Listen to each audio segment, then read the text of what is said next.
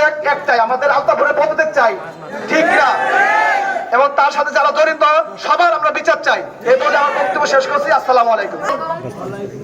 আমি লক্ষ্মীপুর হাজীপুর মাহমুদ উচ্চ বিদ্যালয়ের নবম শ্রেণীর ছাত্রী মোসাম্মদ আফরিন আক্তার মৌ। আমাদের স্কুলের প্রধান শিক্ষক আলতাফুর রহমান, তিনি আমাদের থেকে উপবর্তীর টাকা 300 করে নিয়েছেন, কিন্তু আমাদের উপবর্তী দেওয়া হয় না।